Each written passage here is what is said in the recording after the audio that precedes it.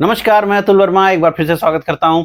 आज बाजारों में आपने ठीक ठाक सी रिकवरी देखी है। इवन 2 दिनों से बाजारों में एक रिकवरी बनी हुई है और जो रिकवरी अब धीरे-धीरे करके थोड़ी मजबूत होती दिखाई पड़ रही है। उसकी चर्चा करेंगे, निफ्टी के, बैंक निफ्टी के लेवल्स की चर्चा करेंगे, साथ में कई सारी जियोपॉलिटिकल घटनाएं हैं उनकी चर्चा करेंगे क्योंकि डिफरेंट कॉम्बिनेशन क्रिएट हो रहे हैं। यानी यहाँ से लेकर के अगले 20-25 दिनों के अंदर चूंकि बहुत सारी चीजें बदलने वाली हैं, उन सब की हम चर्चा करेंगे कि अगले 20-25 दिन के अंदर माहौल किस प्रकार का रह सकता है यहां से लेकर के यूं कहिए 1 महीने के अंदर। तो वीडियो को पूरा देखिएगा, डिफरेंट अप्रोच आपके सामने रखने की कोशिश करूंगा। लेकिन सबसे पहले अगर आप चैनल पे पहली बार हैं तो सब्सक्राइब जरूर कीजिएगा और डिस्क्लेमर जरूर पढ़ लीजिएगा। तो अगर हम बात करें बाजारों की, तो बाजार में एक रिकवरी दिखी है। आज सुबह भी मैंने अपने व्हाट्सएप के चैनल पे आपको इंफॉर्मेशन दी थी कि जिस तरह से खबरें आई हैं, अमेरिकन राष्ट्रपति का भारत के प्रधानमंत्री से मुलाकात की, जो कि संभव है इस अगले महीने में यानी सितंबर के महीने में 26 से 27-28 के बीच में वो मुलाकात हो सकती है, क्योंकि प्रधानमंत्री मोदी उस समय अमेरिका जा सकते हैं। अभी ये ऑफिशियल बयान नहीं है, लेकिन काफी हद तक इसको स्पेकुलेट किया गया है आज कि हाँ संभवतः वो जाएंगे। और वो इसलिए जाएंगे क्योंकि वहां पर यूएन सिक्योरिटी काउंसिल की बैठक है और उस बैठक में संभवतः वो शरीक होंगे और वहां पर फिर उम्मीद ये की जा रही है कि प्रेसिडेंट ट्रंप से उनकी मुलाकात होगी। और इसके पहले अगर आज की आप बात करिए तो आज भी बाजारों ने बुलिशनेस दिखाई है, क्योंकि कई सारी जो अच्छी बातें हो रही थी वो होती चली जा रही हैं। रिजल्ट भी थोड़े ठीक आए, जियोपॉलिटिकल खबरें अच्छी रही हैं। जैसे आपको मालूम ही होगी कि जो अमेरिका का चाइना के ऊपर 90 डेज का टाइम था वो उन्होंने एक्सटेंड किया है।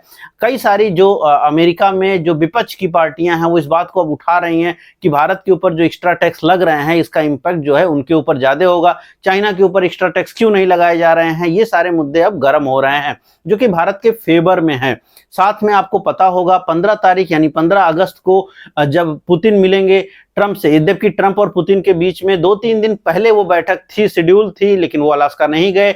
दोनों की सहमति के साथ वो मीटिंग रद्द की गई थी और उसके बाद ये बयान आया था ट्रंप की तरफ से कि वो जाएंगे रसिया और वहां पर वो मुलाकात करेंगे। अब देखते हैं 15 तारीख को फाइनली ये बैठक हो जाती है क्या उसमें जेलेंस्की रहेंगे या क्या होगा। लेकिन बाजारों के लिए या यूं कहिए वर्ल्ड के लिए जो वॉर की सिचुएशन है यूक्रेन में, उसके समाप्त होने की स्थिति दिखती है या उसकी तरफ एक शुरुआत हो सकती है, जिसके नाते ऑयल की कीमतों पे असर है, जिसके नाते दुनिया भर में जो अलग अलग प्रॉब्लम्स क्रिएट हो रही हैं उनके खत्म होने की उम्मीद है। और अगर ऐसा कुछ होता है तो भारत में भी बेहतर स्थिति रहेगी, क्योंकि हमारी भी ऑयल खरीद के ऊपर तब रिस्ट्रिक्शन नहीं आएगी। और ये 2 महत्वपूर्ण कारण थे जो आज सुबह हमको पता थे और जिसके नाते आपने बाजारों में एक तरफा आज एक रैली देखी है। बहुत सारे स्टॉक्स में ब्रेकआउट हुए हैं, यद्यपि निफ्टी लेवल और स्टॉक्स की मैं चर्चा करूंगा अभी। लेकिन दूसरी जो घटनाएं हैं, जाहिर सी बात है जिस तरह से चाइना ने भारत को रिलैक्सेशन किया, यद्यपि आज जब सुबह बाजार खुले तो आपने चाइना ने हमें जो है यूरिया खरीद पर और अलग अलग फर्टिलाइजर पर भारत को ऊपर जो रिस्ट्रिक्शंस लगाए थे उसको बैन कर लिया था। उसके नाते भारत में जो खाद की कीमतें हैं वो घट सकती हैं और उसका एक असर दिखा खाद कंपनियों पे। वो निगेटिव रही, दिन भर बाजारों में गिरावट रही खाद कंपनियों में।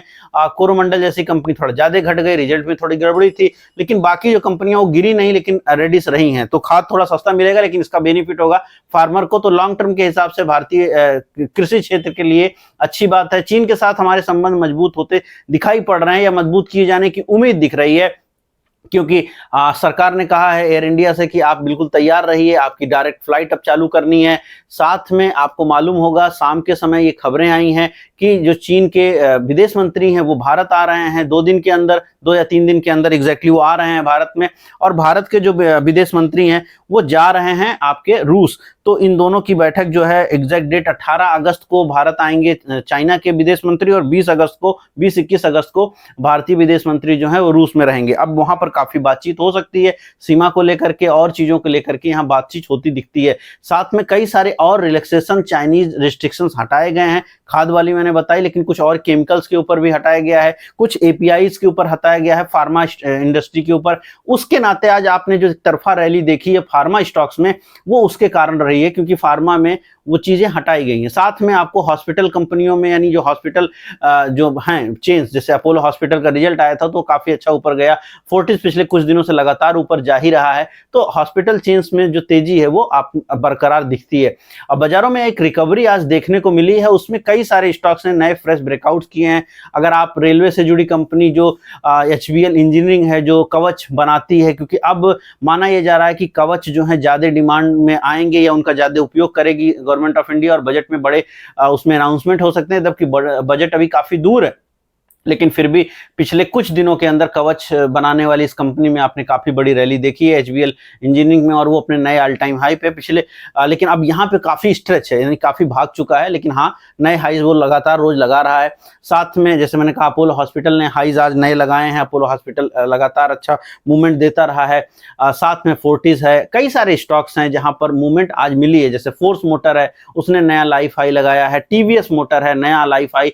आई थिंक जो मैंने सोमवार को वीडियो बनाया था उसमें भी मैंने बताया था कि क्योंकि त्योहारी सीजन शुरू हो गया, रक्षाबंधन के बाद लगातार त्योहारी सीजन चालू हो जाता है, और एक सेक्टर जहां पर बूम आता है या यूं कहिए जो सबसे ज्यादा खरीद आती है, वो उम्मीद की जाती है कि आपका इसी समय में सबसे ज्यादा आपके ऑटो बिकते हैं। ऑटो का मतलब सारी बाइक, दोपहिया तिपहिया गाड़ियां और कारें इसी समय बिकती हैं, और दोपहिया वाहनों में जो चार्टिकली जो अच्छा स्टॉक दिखता है TVS, और वहां पर नए ब्रेकआउट आपने आज दिन के दौरान देखे हैं। तो मेटल में आज तेजी रही है, फार्मा में तेजी रही है। PSU बैंक्स थोड़े से लाइमलाइट में बने हुए हैं, क्योंकि जिस तरह से प्राइवेट बैंक्स ने अपने जो अब यूं कहिए जो आपका मिनिमम बैलेंस की कहानी है, वहां पर वो ICICI बैंक ने 50,000 कर दिया अर्बन में, तो वो सब थोड़ा सा प्रॉब्लम है। इसलिए बैंकिंग में अगर आप मेजर बैंकिंग की बात करिए, HDFC ICICI major private bank, चूंकि उनका वेटेज ज्यादा है बैंक निफ्टी में, तो बैंक निफ्टी थोड़ा दबाव में दिखा है।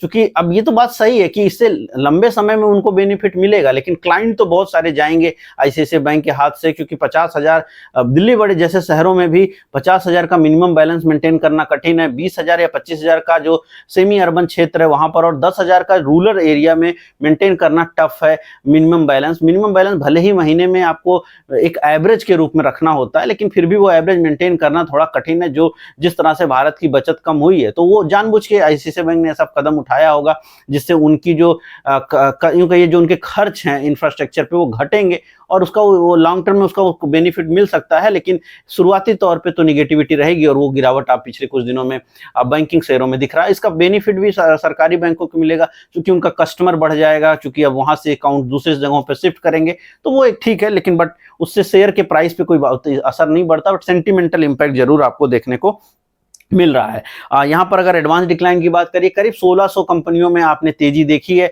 वहीं पर करीब करीब जो है 1100 कंपनियों में आपने मंदी देखी है। तो बाजार में एक जो 1:1.5 का रेशियो रहा है पॉजिटिव साइड पर, तो बाजार थोड़ा सा नीचे से संभलने लगे हैं। यहाँ पर यह भी बात ध्यान रखनी है कि जिस तरह से इसी महीने के अंत में कई सारे जगहों पर हमारे प्रधानमंत्री मोदी वापस से मिलेंगे, क्योंकि आपको मालूम है पुतिन भारत आ रहे हैं, चाइना में जाएंगे हम, जब संघाई सहयोग संगठन की बैठक होगी मोदी जी वहां जा रहे हैं, वहां पर उनकी कई सारे राष्ट्राध्यक्षों से बात होनी है। इसी बीच में ब्रिक्स सम्मेलन के आयोजन की भी बात चल रही है। अगर वो भी होता है तो वो एक बड़ा चीज होता हुआ दिखाई पड़ेगा। और अलग अलग ध्रुवीकरण जिस तरह से हो रहा है, अब अमेरिका, चाइना, रूस, इंडिया, ऑस्ट्रेलिया की मैंने पूरी घटना आपको बताई थी लास्ट वीडियो में फिलिस्तीन वाली मुद्दे पर, तो कई चीजें होती दिख रही हैं, और अमेरिका अब कहीं ना कहीं थोड़ा अलग होता दिख रहा है, या यूं कहिए थोड़ा साइड होता दिख रहा है। हाँ, तो उसके नाते ये है कि पाकिस्तान जैसे देश उसको जरूर जुड़ रहे हैं, लेकिन उसका इंपैक्ट ये होगा कि अल्टीमेटली बड़े राष्ट्रों के साथ उसको अपना संबंध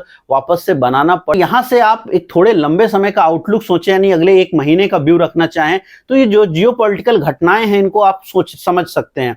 साथ में 15 अगस्त को जब हमारे प्रधानमंत्री लाल किले से बोल रहे होंगे, तो वो बहुत सारी योजनाओं की घोषणा करेंगे। जैसे अभी उम्मीद की जा रही है कि मैन्युफैक्चरिंग को लेकर के एक बड़ी योजना आ सकती है, यद्यपि आप उसको कह सकते हैं कि मेक इन इंडिया वाली जो योजना थी उसी को नए पैकेज में वापस से आपको रंग के द्वारा दिया जाएगा। लेकिन हाँ, एक ऑफिशियल एक नई योजना आ सकती है मैन्युफैक्चरिंग को लेकर के, सेमीकंडक्टर को लेकर के कई नई योजनाओं की उम्मीद की जा रही है कि 15 अगस्त को आएगी। कई सारी और योजनाओं की बात चल रही है, रेलवे में भी बड़े खर्च की बात चल रही है कि वो कुछ खबरें आ सकती हैं। अब क्या आएंगी क्या नहीं आएंगी वो अलग बात है, लेकिन 15 अगस्त को लाल किले से तो अच्छी बातें की ही जाएंगी। अब अगर अच्छी बातें की ही जाएंगी तो मार्केट उसके पहले हमेशा 15 अगस्त से पहले बाजारें पॉजिटिव रहती हैं, क्योंकि उम्मीद ये है कि कुछ अच्छी बातें वहां से मिलेंगी। तो 15 अगस्त के पहले अगले यानी 1 से 2 दिन जो अपने बच रहे हैं, इसमें आपको पॉजिटिविटी इसके नाते रहेगी। प्लस यूक्रेन से कुछ बेहतर खबर आ जाए रूस और अमेरिका की मुलाकात का, उसके नाते पॉजिटिविटी रहेगी। फिर महीने के जो अंत हैं वहां पर जैसे आपको पता है बहुत सारे राष्ट्राध्यक्ष आपस में मिल रहे हैं, मोदी जी बहुत सारे लोगों से मिल रहे हैं।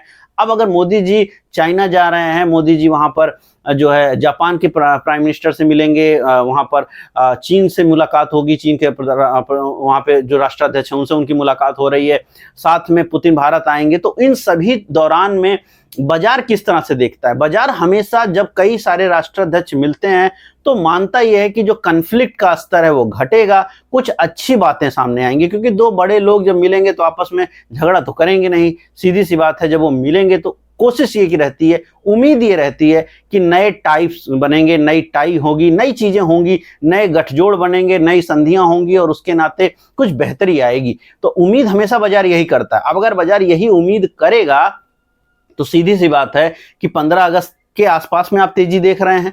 इसके बाद थोड़ा मोड़ा हो सकता है कंसोलिडेशन हो, देन अगेन वापस से, चूंकि जो मीटिंग होंगी 26 के आसपास हैं वो सारी मीटिंग, तो वहां पर आप वापस से तेजी देखें। और अगर सारी चीजें बेहतर दिखी और ट्रंप बहुत ज्यादा परेशान नहीं हुए इस बीच में, तो मार्केट थोड़ा पॉजिटिव, थोड़ा साइडवेज रहेगा। और उसके बाद फिर जब मोदी जी अगर वो मुलाकात फाइनल होती है अमेरिका जाने वाली, तो फिर उस टाइम में आप पॉजिटिविटी देखते हैं। तो अल्टीमेटली यहां से बाजार बहुत खराब तभी होंगे जब कुछ बहुत बुरा अमेरिका की तरफ से होने लग जाए या कुछ बहुत नए नए वापस से टैक्स वो लगाएं। जैसे आज शाम को उनका मूड थोड़ा गड़बड़ हुआ तो वहां के जो सेक्रेटरी हैं उन्होंने कहा कि सेकेंडरी जो टैक्सेस हैं वो चाइना के ऊपर 200% लगाए जा सकते हैं। अब इसका महत्व तो समझ में अभी नहीं आता, क्योंकि आपने ऑलरेडी बात कर रहे हैं, कल ही आपके प्रेसिडेंट ने 90 डेज का विंडो दिया है और अब आप बोल रहे हैं कि अगर जरूरत पड़ गई तो हम सेकेंडरी टैक्स 200% लगा देंगे।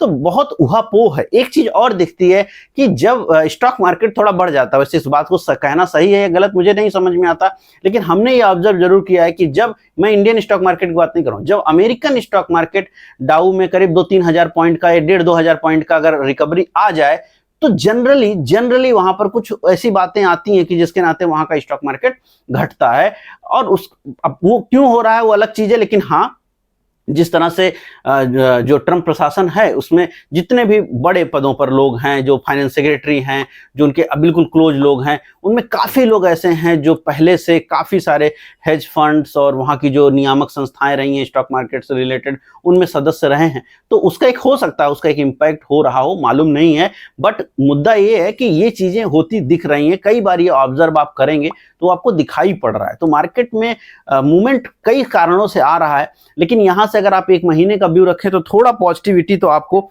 रहने की उम्मीद आप कर सकते हैं। अगर हम निफ्टी के कल की या अगले 2 दिन की चर्चा करें, जैसे 15 अगस्त तक की चर्चा करें, तो अभी हम 24,619 पे क्लोज हैं, यानी 24,620 पे क्लोज हैं। 24,600 के आसपास की क्लोजिंग आपको एक मजबूत सपोर्ट जो 24,400 का, या यूं कहिए जो बहुत नीचे का सपोर्ट आपने बनाया था सोमवार को 24,330 का, वो अभी आपके लिए बहुत सॉलिड बेस बना रहेगा। मार्केट में जब भी डिप आएगी 24,400 की रेंज अगर मिलती है, वैसे मिलेगी नहीं, 24,500 की रेंज मिलती है जो कि मिल सकती है। तो अगर 24,500 की रेंज आपको मिलती है तो वो एक बाइंग जोन हो रहा है इस समय बाजारों को लेकर के। वहीं पर जब बाजार ऊपर की साइड में 24,800 24,900 की जोन में जाएंगे, वहां पर आपको हमेशा एक मुनाफा वसूली दिखाई पड़ेगी। ये 1 से 2 दिन का व्यू है। अगर 24,800 आपने ब्रेक किया, उस केस में फिर 25,000 के लेवल आपको आते दिख सकते हैं। लेकिन 25,000 के लेवल तभी आएंगे जब लाल किले से कुछ बड़ी बड़ी घोषणाएं हों और मार्केट उसके हिसाब से काफी ज्यादा पॉजिटिव फील करे, वहां से कुछ ऐसी बातें कही जाएं, जैसे कि मैन्युफैक्चरिंग को लेकर मैंने बात बताई है। ऐसी कई सारी और भी योजनाओं की उम्मीद आप अगले 1 से 2 दिन के अंदर मीडिया में सुन सकते हैं, सूत्रों के हवाले से वहां पे खबरें आ सकती हैं, तो उसका भी इम्पैक्ट आपको बाजारों में देखने को मिलेगा। तो यहां से अगले 2 दिन का व्यू पॉजिटिव होना चाहिए। यहां से उसके बाद तो जाहिर सी बात मैं आपसे मिलूंगा क्योंकि मैं रेगुलर वीडियो आपके सामने लेके आता ही हूं। लेकिन हाँ, 1 से 2 दिन पॉजिटिव व्यू रहना चाहिए। Sideways market to positive way हो सकती है, ऊपर की साइड में 24,800 की रेंज आपको मिल सकती है। लेकिन अगर आप यहां से 1 महीने के व्यू रखिए तो बहुत नकारात्मक नहीं रहना चाहिए जब तक कि अब वापस से 24,300 ब्रेक नहीं हो जाता। अगर 24,300 ब्रेक नहीं होता तो आपको यहां पर बहुत ज्यादा नकारात्मक नहीं रहना चाहिए, यहां पे थोड़ा सा पॉजिटिव व्यू रखना चाहिए। अब चार्ट वाली बात वही है कि अगर आप चार्ट समझते हैं तो फिर आप जो है नीचे स्तरों पे या जब बाइंग आने लगी, चाहे वो लॉरेस लैब हो, जैसे आज उसने ठीक ठाक सा मूवमेंट दिया, जैसे मैंने आप शुरुआत में बोला कि फोर्स मोटर में आया, जैसे कि बहुत सारे स्टॉक्स में जो रिकवरी हुई या यूं कहिए जो नए ब्रेकआउट्स क्रिएट हुए, तो वो स्टॉक्स आप कैसे खोजेंगे या कैसे उनको बाई करेंगे वो जरूरी है। वो चार्ट से ही होगा, वो विदाउट चार्टिंग नहीं होगा। वो मूवमेंट आपको कभी ऐसे स्टॉक्स में नहीं मिलेगा जो एकदम गिरे पड़े मरे हुए हैं। तो आपको वहां पे हमेशा कोशिश ये करनी है कि सही स्टॉक्स को खोजते रहिए। कई सारे ब्रेकआउट स्टॉक मैंने बताया, जैसे टीवीएस मोटर या इस टाइप के कई स्टॉक्स में ब्रेकआउट चल रहे हैं, लगातार वो मूवमेंट दे रहे हैं, बट वहां पर वही है कि आपका स्टॉप लॉस भी थोड़ा ठीक ठाक सा रहना चाहिए, क्योंकि मार्केट का जो मूवमेंट है वो थोड़ा शार्प है। तो जाहिर सी बात, चार्ट बिल्कुल जरूर समझिए, पढ़िए, क्योंकि उसके बगैर आप अगर सक्सेस सोच रहे हैं मार्केट में तो नहीं होगा। चाहे आप निवेश करते हो, चाहे आप स्विंग ट्रेड करते हो, चाहे आप छोटे टाइम की काम करते हो, आपको चार्टिंग तो जाननी पड़ेगी। और चार्टिंग जानने के बाद ही आप फिर फ्यूचर मार्केट भी ट्रेड कर सकते हैं। अगर आप फ्यूचर मार्केट विदाउट चार्टिंग जाने करते हैं, आप सक्सेस नहीं कर पाएंगे। रोज रोज नहीं, कभी कभी आप हो जाएंगे, बट अक्सर या यूं कहिए एक लंबे पीरियड में आप पैसा बनाएंगे वो आपके लिए टफ रहेगा। वैसे भी अभी भी बाजार जो है ऑप्शन सेलर के हाथ में है, उसमें कोई डाउट नहीं है, लेकिन हाँ, थोड़ा साइडवेज टू थोड़ा बुलिश सेगमेंट में जरूर बाजार जाती हुई लग रही है। उम्मीद कर रहा हूं वीडियो पसंद आई होगी। पसंद आई तो लाइक कीजिएगा, शेयर कीजिएगा, कमेंट कीजिएगा। मैं मिलूंगा कल नए वीडियो में। इस वीडियो में इतना ही, धन्यवाद।